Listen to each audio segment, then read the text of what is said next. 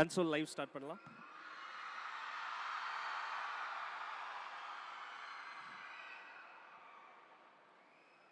பிறப்புக்கும் எல்லா உயிர்க்கும், பெரியோர்களுக்கும் தாய்மார்களுக்கும் வணக்கம்.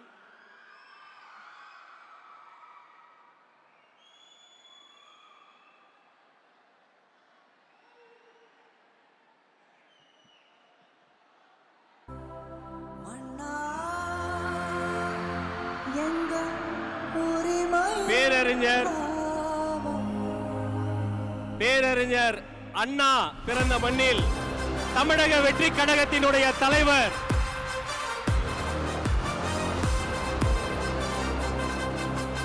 தமிழ்நாட்டின் தலையெழுத்தை மாற்றப் போகிற தமிழக வெற்றி கழகத்தினுடைய தலைவர், தன்னிகரில்லா தலைவர், நாளைய தீர்ப்பு, தமிழ்நாட்டின் நம்பிக்கை, வெற்றி தலைவர் இதோ வருகிறார்.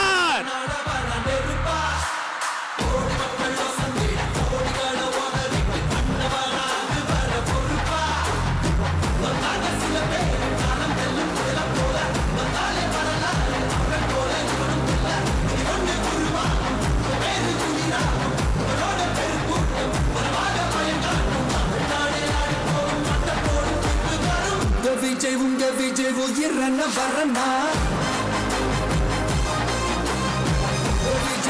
விஜய் எளியவன் குரல்னா, விஜய் தனியாளில் கடல்னா, விஜய் எளியவன் குரல்னா, விஜய் தனியாளில் கடல்னா, மக்கள் தானே மன்னர்களை உனக்கு காட்ட வரனா.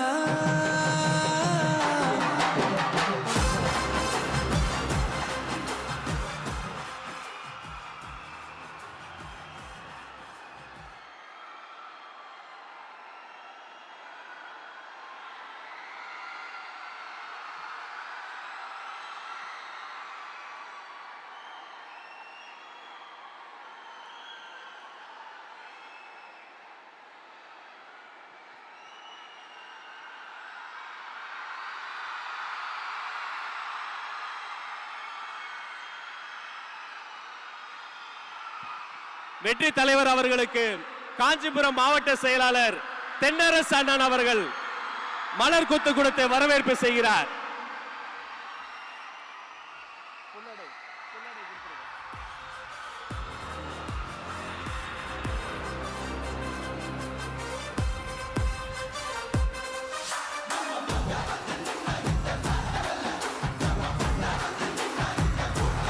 உங்கள் சார்பில் பொன்னாடை போர்த்தி வெற்றி தலைவர் அவர்களை வரவேற்பு செய்கிறார்.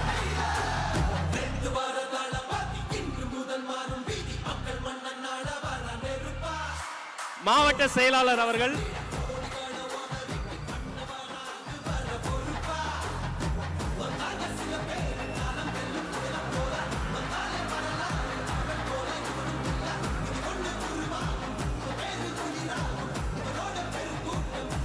மாவட்ட செயலாளர் அவர்கள் தற்போது வரவேற்புரை வழங்குவார். அனைவருக்கும் வணக்கம். தமிழக வெற்றி கழகம் சார்பாக ஏற்பாடு செய்யப்பட்டுள்ள இந்த சிறப்பான காஞ்சி உள்ளரக மக்கள் சந்திப்பு நிகழ்விற்கு வருகை தந்துள்ள உங்கள் அனைவரையும் வருக வருக என வரவேற்கிறேன். விண்ணை முட்டும் வெளிச்சத்தில் இருந்து கொண்டு எனக்கு அது மட்டும் போதாது, என் மக்களின் மகிழ்ச்சியே முக்கியம் என்று அந்த புகழை துச்சமென மதித்து மக்களுக்காக இறங்கி வந்திருக்கும் நம் தளபதி அவர்களுக்கு முதல் வணக்கம். தமிழக அரசியல் களம் எத்தனையோ தலைவர்களை கண்டிருக்கிறது. ஆனால் உழைப்பால் உயர்ந்து அந்த உழைப்பின் பயனை மக்களுக்கு அர்ப்பணிக்க வந்திருக்கும் ஒரு தன்னலமற்ற தலைவரை இப்போதுதான் காண்கிறது. அவர்தான் நம் தமிழக வெற்றி கழகத்தின் தலைவர். அவர் இருக்கும் இந்த மேடை ஒரு சாதாரண மேடை அல்ல. இது நம் குடும்ப நிகழ்வு. நம்முடைய கருத்துக்களை பகிர்ந்து கொள்ளவும், மக்களின் உண்மையான மனநிலையை அறிந்து கொள்ளவும், நம் அடுத்த கட்ட நகர்வுகளை திட்டமிடவும் அவர் தலைமையில் நாம் இங்கே கூடியிருக்கிறோம். இந்த நிகழ்வை வழிநடத்தி கொண்டிருக்கும் என் பாசத்துக்குரிய பொதுச் செயலாளர் அவர்களை அன்போடு வரவேற்கிறேன். கழக நிர்வாகிகளை வரவேற்கிறேன்.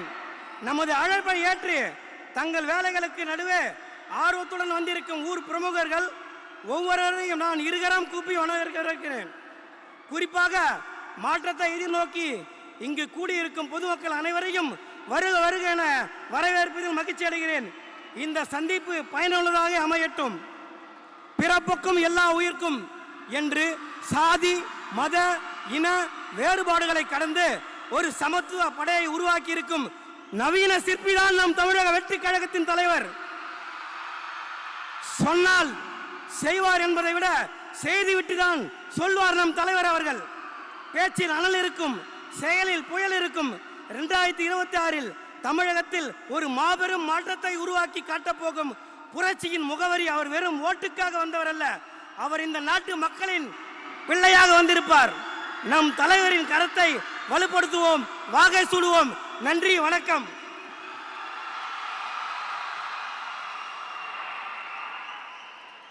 தென்னாட்டு பெர்னாட் ஷா, பேரறிஞர் அண்ணா பிறந்த மண்ணில் எங்கள் பேரியக்கத்தின் அண்ணா வருகிறார் உங்களிடம் பேசுவதற்காக.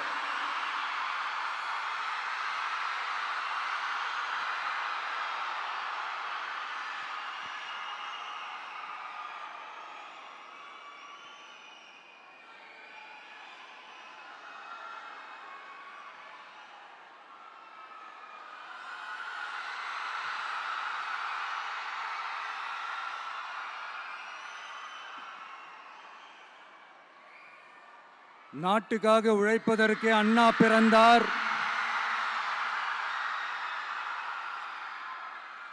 பொது நலத்தில் தானே நாள் முழுக்க கண்ணா இருந்தார் அப்படின்ட்டு எம்ஜிஆர் அவர்கள் ஒரு பாட்டு ஒன்று பாடியிருக்கிறாங்க, கேட்டிருப்பீங்க. அப்படிப்பட்ட நம்ம காஞ்சி தலைவர் அறிஞர் அண்ணா அவர்கள் பிறந்த மாவட்டம் தான் இந்த காஞ்சிபுரம் மாவட்டம்.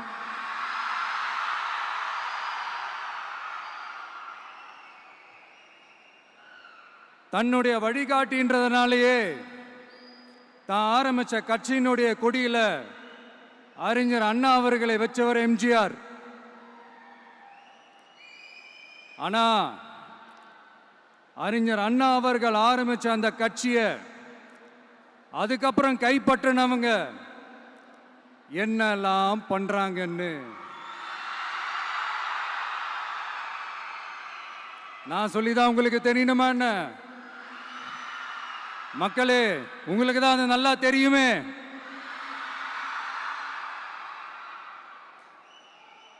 தனிப்பட்ட முறையில் எங்களுக்கும் அவங்களுக்கும் எந்த பிரச்சனையும் கிடையாதுங்க. எந்த வாய்க்கா வரப்பு தகராறுலாம் எதுவுமே கிடையாதுங்க. அப்படியே இருந்தாலும் அது நம்ம கண்டுக்கவே போறது இல்லைங்க. தனிப்பட்ட முறையில் அவங்களுக்கு வேணா நம்ம மேல வன்மத்தோட இருக்கலாங்க, ஆனா நாமெல்லாம் அப்படி கிடையவே கிடையாதுங்க. ஆனா உங்களை என்ன நம்ம எல்லாரையும் பொய் சொல்லி நம்ப வச்சு ஓட்டு போட வச்சு ஏமாத்தினாங்கல்ல,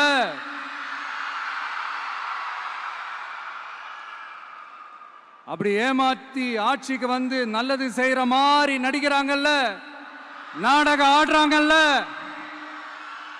அவங்கள எப்படி நம்ம கேள்வி கேட்காம இருக்க முடியும்? அதனால அவங்கள நம்ம கேள்வி கேட்காம விட போறதே இல்லை.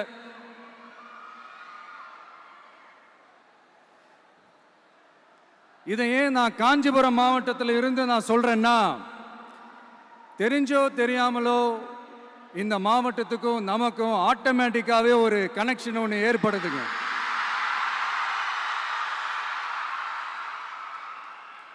ஏன்னா நம்மளுடைய முதல் கள பயணத்தை தொடங்கினதே பரந்தூர்ல இருந்து தான். பரந்தூருக்கு போய் அந்த மண்ணில் நின்று அந்த மக்களுக்காக கேள்வி கேட்டதும் இதே அண்ணா அவர்கள் பிறந்த காஞ்சிபுரம் மாவட்டம் தான். இன்னைக்கு ஒரு பெரிய மனவேதனைக்கு அப்புறம் இந்த மக்கள் சந்திப்பு நிகழ்ச்சிக்கு வந்திருக்கிறதும் அதே அண்ணா அவர்கள் பிறந்த காஞ்சிபுரம் மாவட்டம் தான்.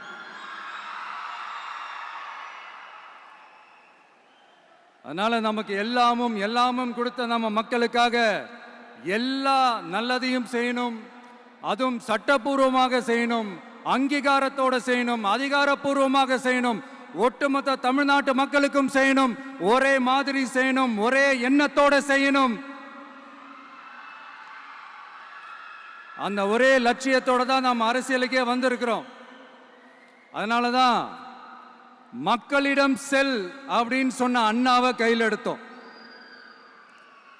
அவங்க சொன்ன மாதிரி மக்களை நோக்கி போறோம். ஆனா மக்களிடம் செல்னு சொன்ன அண்ணாவை மறந்தது யாரு?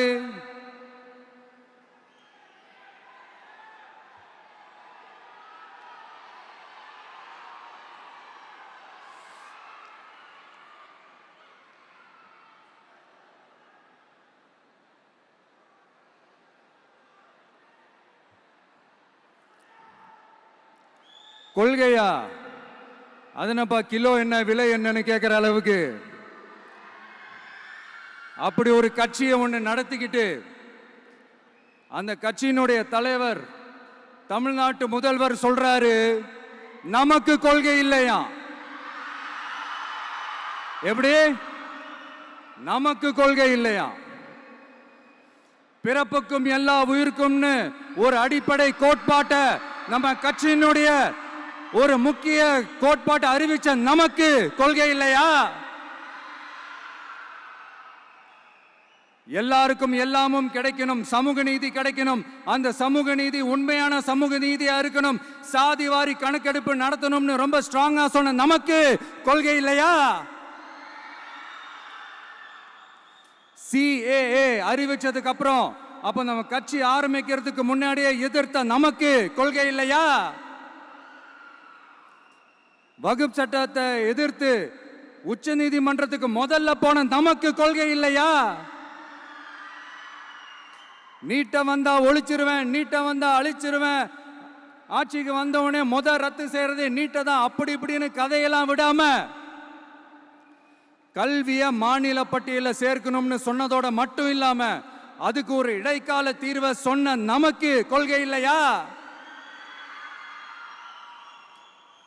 சமத்துவம் சம வாய்ப்புன்னு ரொம்ப ஸ்ட்ராங்கா சொன்ன நமக்கு கொள்கை இல்லையா?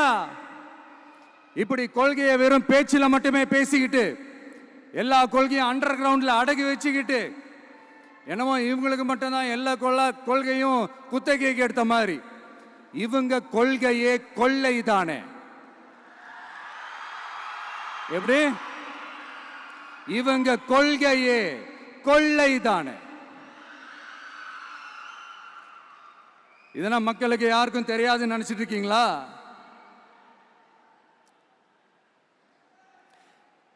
எங்க கட்சி ஒன்றும் சங்கரமணம் இல்லைன்னு சொன்னது யாரு? யார் சொன்னாங்க? ஏன் சொன்னாங்க? எதுக்கு சொன்னாங்க?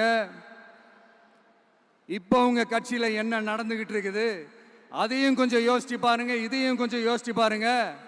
அதனால பாப்பா, பவள விழா பாப்பா, நீ பாசாங்கு காட்டாத பாப்பா, நீ நல்லவர்கள் போல் நடிப்பதை பார்த்து நாடே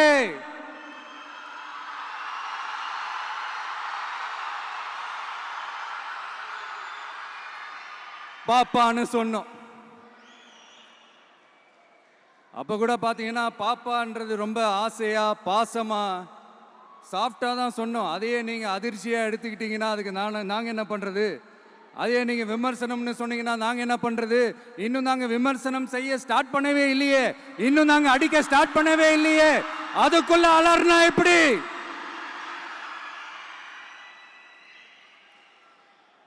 அதனால உங்க அரசவை புலவர்கள் யாராவது இருந்தாங்கன்னா கர்ச்சீஃப் எடுத்து அவங்க கண்ணீரை துடைத்து விடுங்கள். சரி, அது அவங்க பிரச்சனை, அவங்க பார்த்துக்கிட்டோம். நமக்கு எப்பவுமே மக்கள் தாங்க, மக்களுடைய பிரச்சனை பத்தி பேசுறது தான். இன்னைக்கு நம்ம காஞ்சிபுரம் மாவட்டத்துக்கு வந்திருக்கிறோம். இங்க மக்கள் ஃபேஸ் பண்ற அந்த பிரச்சனையை பத்தி நம்ம பேசி ஆகணும்.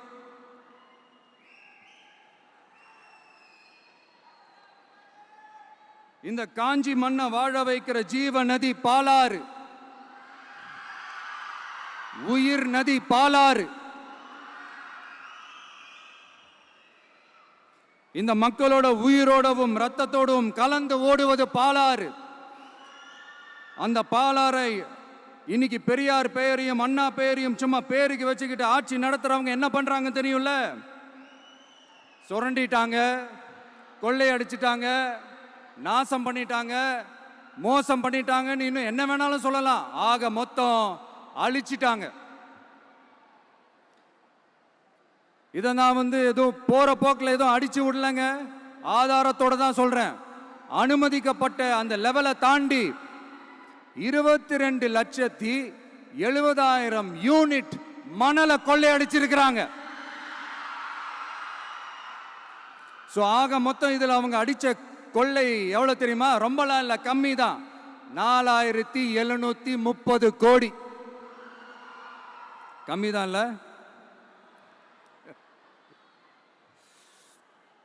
இதுக்கெல்லாம் அவங்க ஆதாரம்லாம் கேட்க முடியாது. ஏன்னா இந்த ஆதாரம்லாம் ஆல்ரெடி கோர்ட்ல இருக்குது, அமலாக்கத்துறை டிபார்ட்மெண்ட்ல இருக்குது. அந்த டிபார்ட்மெண்ட்ல வேலை செஞ்ச சில நல்லவர்கள் அவங்க அடிச்ச அந்த கொள்ளையெல்லாம் தாங்க முடியாம வெளியில சொன்ன அந்த ஆதாரங்கள் இதெல்லாம் சம்பந்தப்பட்டவங்களுக்கு இன்னும் நல்லாவே தெரியும். அதனால இது சம்பந்தமா ஆதாரங்களை கொடுலாம் அவங்க கேட்க முடியாது.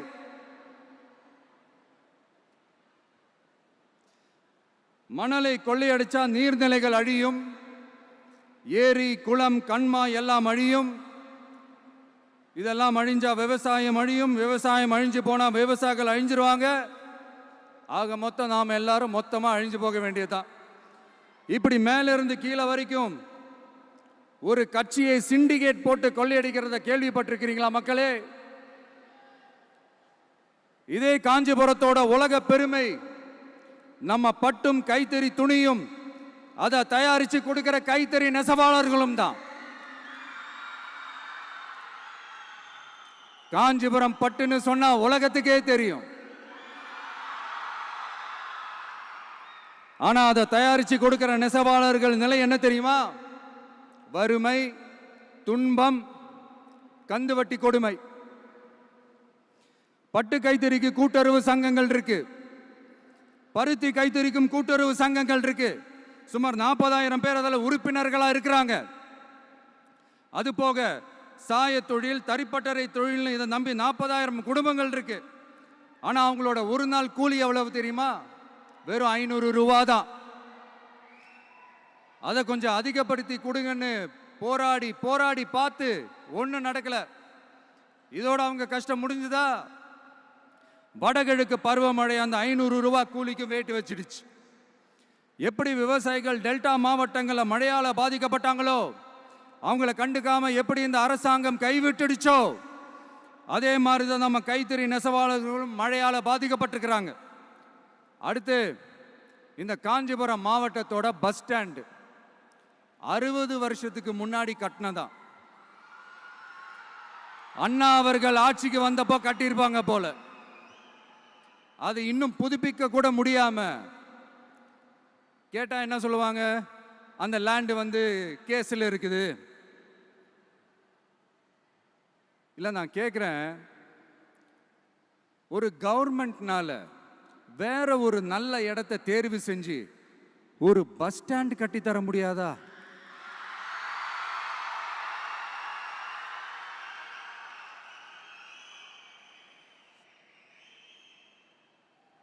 பிரச்சனை என்ன தெரியுமாங்க? அவங்களுக்கு மக்களை பத்தி யோசிக்கிறதுக்கே நேரம் இல்லை, அதுதான் பிரச்சனை.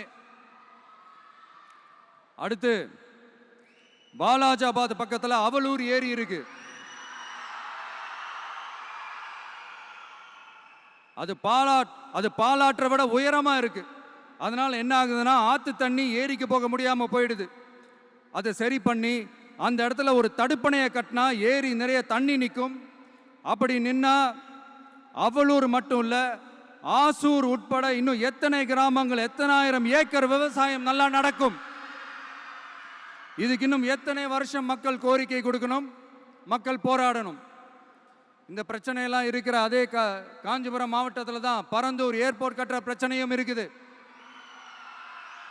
அந்த பிரச்சனையில கண்டிப்பா நாங்க விவசாயிகள் பக்கம் தான் நிற்போம். அதுல எந்த மாற்று கருத்துமே கிடையாது. இந்த கவர்மெண்ட் பரந்தூர் விவகாரத்தில் எங்களுக்கோ இல்ல விவசாயிகளுக்கோ எந்த விதமான காரணங்கள் சொல்லி எஸ்கேப் ஆகவே முடியாது. இப்படி மக்களுக்காக மக்களோட பிரச்சனைகளை எடுத்து பேசுறதுனால இப்போ ஆட்சியில் இருக்கிறவங்களுக்கு நம்ம மேலே ஒரு ஆத்திரம் வரத்தானே செய்யும். அதனால தான் நீங்கள் பார்த்தீங்கன்னா சட்டசபையில் ஆரம்பித்து ஒரு சாதாரண நிகழ்ச்சி வரைக்கும் எல்லா மேடையிலையும் மேடைக்கு மேடை டிவிக்கே தான். டிவிக்கே அவதூறு, அவதூறு டிவிக்கு, டிவிக்கே அவதூறு, அவதூறு டிவிக்கு. இதுக்கெல்லாம் கண்டிப்பாக நாங்கள் பதில் சொல்லுவோம், சொல்லாமலாம் இருக்க மாட்டோம். இப்போ கூட கரூரை பற்றி பேசுவேன்னு எதிர்பார்த்துருப்பாங்க. அதை நான் கொஞ்சம் அப்புறமா பேசுகிறேன். பட் இப்போ நம்மளுடைய விஷன் என்னன்னு சொல்லணும்னு நான் கொஞ்சம் ஆசைப்படுறேன். நம்ம ஆட்சிக்கு வந்தா அது என்ன வந்தா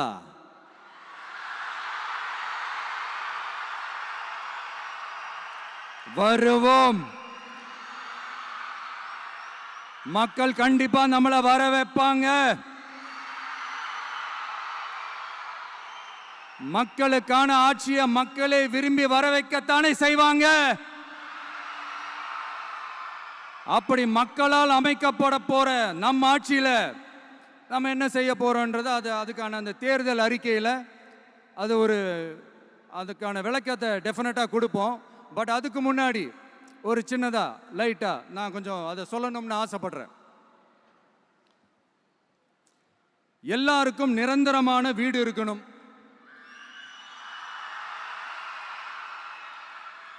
ஒவ்வொரு வீட்டுக்கும் ஒரு மோட்டார் சைக்கிள் வாகனம் உறுதியா இருக்கணும்.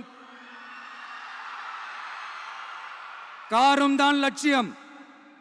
அதுக்கான வசதி வாய்ப்பை உருவாக்குற அளவுக்கு பொருளாதார வளர்ச்சிக்கு வழியை உண்டாக்கணும். ஒவ்வொரு வீட்டில் இருக்கிற ஒவ்வொருத்தரும் மினிமம் டிகிரி படிச்சிருக்கணும்.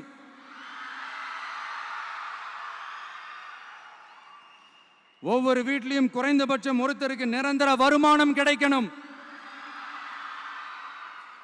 அதுக்கான வேலை வாய்ப்பை உருவாக்கணும். அதுக்கு தகுந்த மாதிரி கல்வியில பாடத்திட்டத்தில் சீர்திருத்தம் செய்யணும். கவர்மெண்ட் ஹாஸ்பிட்டல்ஸுக்கு மக்கள் எல்லாரும் பயம் இல்லாம நம்பி போற மாதிரி மாத்தணும். பருவமழை காலத்தில் ஏற்படுற வெள்ளத்தால ஊரும் சரி மக்களும் சரி விவசாயமும் சரி பாதிக்கப்படாம இருக்கணும். அதுக்கு 4000 கோடி திட்டம்னு ஒரு உருட்டுனாங்களே, அந்த மாதிரிலாம் எதுவும் இல்லாம உண்மையான ஒரு பாதுகாப்பு திட்டத்தை உருவாக்கணும். மீனவர்களோட, தொழிலாளர்களோட, நெசவாளர்களோட, அரசு ஊழியர்கள் மற்றும் ஆசிரியர்களோட கருத்து கேட்டு அவங்களுக்கான பாதுகாப்பு மற்றும் வளர்ச்சி திட்டங்களை உருவாக்கணும். உருவாக்குறது மட்டும் இல்லை, அதை செயல்படுத்தணும். முக்கியமாக இண்டஸ்ட்ரியல் டெவலப்மெண்ட்ஸில் கான்சென்ட்ரேட் பண்ணணும். எல்லாத்தையும் விட ரொம்ப ரொம்ப முக்கியம், சட்டம் ஒழுங்க ரொம்ப ஸ்ட்ரிக்டாக வச்சிருக்கணும். நம்மளுடைய அம்மா, அக்கா, தங்கச்சிகள், அவங்களுடைய பிள்ளைகள், குழந்தைகள் எல்லாருக்கும் பாதுகாப்பை, அதுவும் உண்மையான ஸ்ட்ராங்கான பவர்ஃபுல்லான பாதுகாப்பை உண்டாக்கணும். அண்ணா யூனிவர்சிட்டியில நடந்த அந்த பெண்ணுக்கு நடந்த அந்த பிரச்சனை மாதிரியோ,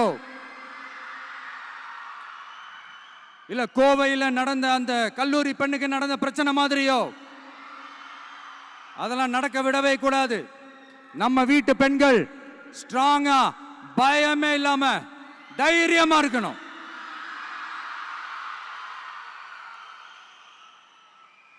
இதை எப்படி செயல்படுத்த போறோன்றது முன்னாடி சொன்ன மாதிரி நம்மளுடைய தேர்தல் அறிக்கையில் அதுக்கான விளக்கத்தை ரொம்ப டீட்டெயில்டாக கொடுப்போம். நான் சும்மா மற்றவங்க மாதிரி அவங்கள மாதிரி எல்லாத்தையும் அடிச்சு விட்டுட்டு ஏமாத்துற வேலையெல்லாம் இங்கே கிடையாது நம்ம கிட்ட. நான் மறுபடியும் சொல்றேன், நம்ம அரசியலுக்கு வந்தது உங்களுக்கு நல்லது நல்லது நல்லது மட்டுமே செய்யறது தான். எங்களுக்கு வேற எந்த அஜெண்டாவும் கிடையாது. அதனால தான் பார்த்தீங்கன்னா கொள்கை எதிரி யாரு, அரசியல் எதிரி யாருன்னு திட்டவட்டமாக சொல்லிட்டு அது வெளியே சொல்லிட்டு களத்துக்கு வந்திருக்கிறோம். அதுல எந்த விதமான குழப்பமோ எந்த விதமான ஊசலாட்டமோ எதுவுமே இருக்க போறதில்ல. இந்த விஜய் சும்மா எதையும் சொல்ல மாட்டான். ஒன்னு சொன்னா அதை செய்யாம விட மாட்டான். அது மக்களுக்கு நல்லாவே தெரியும். அப்புறம் ஒரு அதிசயம் சொல்ல முடியாது, இது ஒரு கண்டுபிடிக்க முடியாத ஒரு உண்மைன்னு சொல்லலாம். அது என்னப்பா அது? தற்குறியா?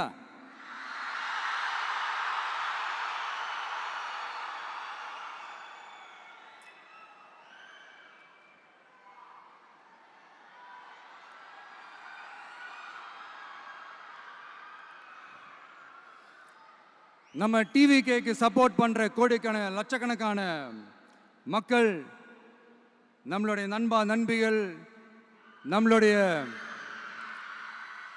ஜென்சி கிட்ஸ் எல்லாரையும் தற்குறிகள்னு சொல்லி வாங்கி கட்டிக்கிட்டு இப்போ அவங்களாம் தற்குறியெல்லாம் கிடையாது, அப்படிலாம் அவங்கள கூப்பிடாதீங்க, அவங்க சங்கிகள்லாம் கிடையாது, அப்படிலாம் அவங்கள கூப்பிடாதீங்கன்னு சொல்லி ஒரு குரல். யாருடா அந்த குரல் அப்படின்னு பார்த்தா, இப்ப ரீசெண்டா அறிவு திருவிழான்னு ஒன்று நடத்தினாங்கல்ல, சாரி அவதூறு திருவிழா.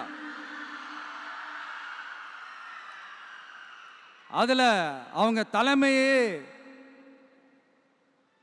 குழப்பற மாதிரி, அறிவு கண்ணை திறந்து வைக்கிற மாதிரி ஒருத்தர் பேசியிருக்கிறார். அவர் யாருன்னா அது அவங்களோட எம்எல்ஏவே. அந்த எம்எல்ஏ யாருன்னா நம்மளுடைய கொள்கை தலைவர்கள் ஒருத்தரான மக்கள் சேவகர் அஞ்சலை அம்மாளோட சொந்தக்காரர். என்னடா இது இப்படி ஆகி போச்சு? டிவிகேக்கு சப்போர்ட் பண்ற மாதிரி நம்ம கட்சியிலேருந்தே ஒரு குரல் வருதுன்னு சொல்லி தலைமையில் ஃபுல்லா கன்ஃபியூஷன். அந்த கன்ஃபியூஷன் இதோட நிக்காது. அந்த ஆதரவு குரல் ஒரு வீடு விடாம, ஒரு இடம் விடாம, எல்லா இடத்துலயும் எல்லா வீட்லயும் இன்னும் பலமா எதிரொலிக்கு தான் இல்லையான்னு பாருங்க. சும்மா பிளாஸ்ட் தான்.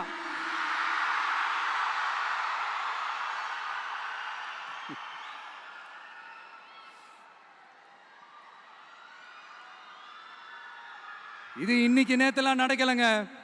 1972லயே நடந்து முடிஞ்சிருச்சு. எப்போ எம்ஜிஆர் அவர்கள் கட்சி ஆரம்பிச்சாங்களோ அப்பவே அது ஒரு கூத்தாடி கட்சி. எப்போ எம்ஜிஆர் அவர்களுக்கு பின்னாடி அத்தனை மக்கள் திரண்டு நின்னாங்களோ அப்பவே அது ஒரு கூத்தாடி கும்பல். நடிகர் கட்சின்னு சொன்ன ஒருத்தர் அதுக்கப்புறம் எம்ஜிஆர் கூடயே போய் சேர்ந்துட்டாரு. இன்னொருத்தர் இவரெல்லாம் ஒரு ரவுண்டு தாங்க வருவாரு, ரெண்டாவது ரவுண்ட்லாம் காணாம போயிடுவார்னு சொல்ல இன்னொருத்தர் அதுக்கப்புறம் போய் எம்ஜிஆர் கிட்டே போய் சேர்ந்துட்டார். ஸோ இந்த மாதிரி இவங்க ரெண்டு பேர் மட்டும் இல்லை, ஒட்டுமொத்த தமிழ்நாட்டு மக்களும் எம்ஜிஆர் அவர்கள் கூட தானே போய் சேர்ந்தாங்க.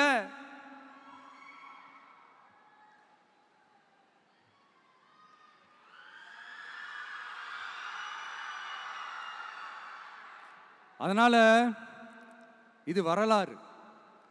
இந்த வரலாறு நம்மளை விட அவங்களுக்கு இன்னும் நல்லாவே தெரியும். அதனால தான் பார்த்தீங்கன்னா 53 வருஷமா அதே கதறல்கள்.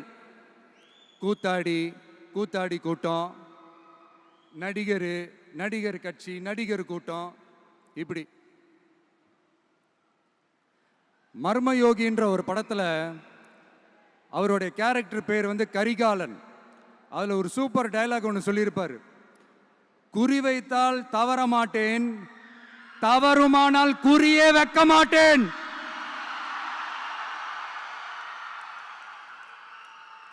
இதெல்லாம் யாருக்கு சொல்றோம், எதுக்கு சொல்றோம்னு புரிய வேண்டியவங்களுக்கு புரிஞ்சா நல்லா இருக்கும். ஏண்டா இந்த விஜய தொட்டோம்?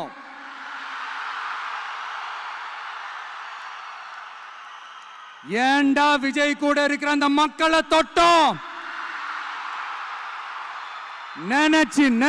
நினைச்சு ஃபீல் பண்ண போறீங்க.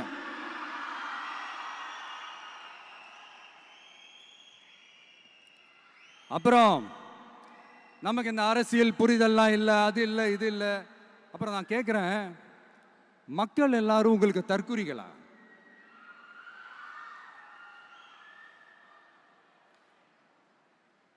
அதே மக்களோட ஓட்டு வாங்க போற நாம தற்குறிகள்னா, அப்ப இவ்வளவு நாள் அதே மக்கள் கிட்ட இருந்தானே நீங்க ஓட்டு வாங்கிட்டு இருந்தீங்க.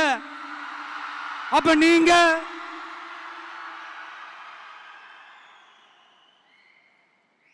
அந்த மக்களுக்கு நீங்க காட்டுற மரியாதையும் நன்றியும் இதுதானா? ஒண்ணு மட்டும் சொல்றேன், எழுதி வச்சுக்கோங்க. இந்த தற்குறின்னு சொல்றீங்கல்ல, இந்த தற்குறிகள்லாம் ஒன்னா சேர்ந்துதான் வாழ்நாள் பூரா விடையை கண்டுபிடிக்காத முடியாத அளவுக்கு உங்க அரசியலே ஒரு கேள்விக்குறியாக்க போறாங்க.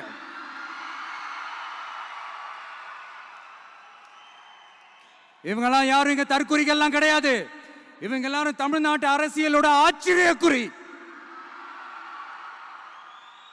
இவங்க எல்லாரும் தமிழ்நாட்டு அரசியலோட அந்த மாற்றத்திற்கான அறிகுறி. சும்மா லாஜிக்கே இல்லாம தற்குறி.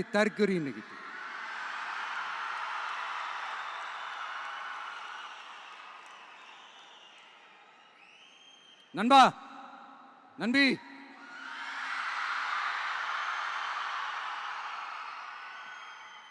எல்லா மேடையிலும் ரிப்பீட்டடா ஒரு விஷயம் நான் சொல்லுவேன்ல, இப்ப நீங்க சொல்லுங்க.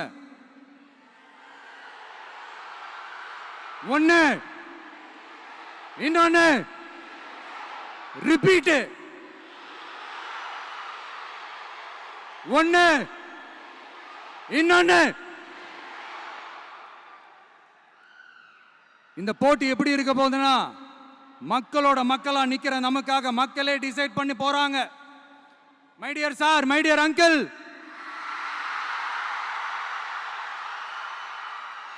ஆல்ரெடி டிசைட் பண்ணியாச்சு.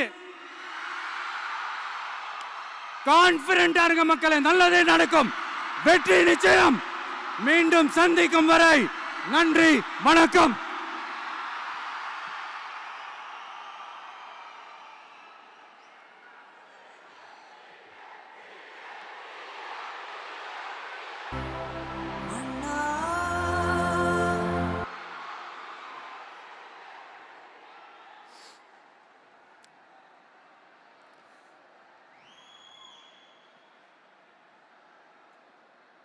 வெளியில போக பர்மிஷன் கிடைச்சவொன்னே கூடிய சீக்கிரம் வெளியில வருவோம். அதனால தான் இப்படி ஒரு ஏற்பாடு. எல்லாரும் இருந்து சாப்பிட்டு போகணும்.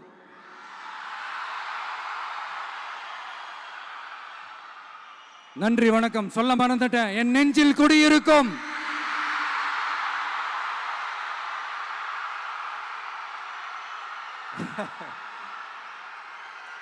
Sorry, slip my mind. Thank you. மீண்டும் சந்திக்கும் வரை நன்றி, வணக்கம்.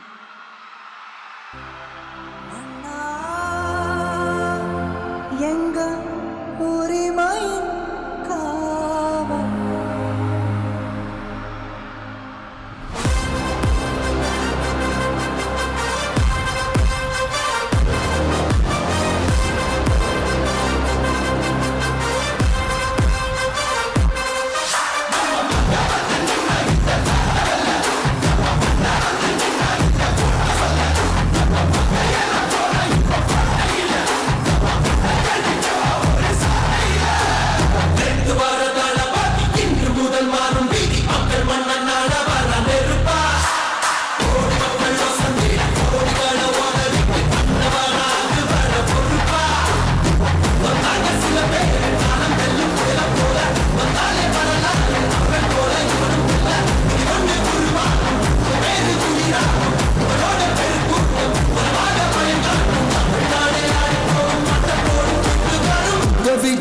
விஜய் உயிரன வரனா,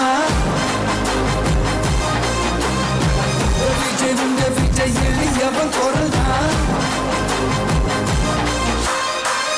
விஜய் தனியால் இல்ல கடல்னா, விஜய் எளியவன் குரல்னா, விஜய் தனியால் இல்ல கடல்னா. மக்கள் தானே மன்னர்களை உனக்கு காட்ட வரனா.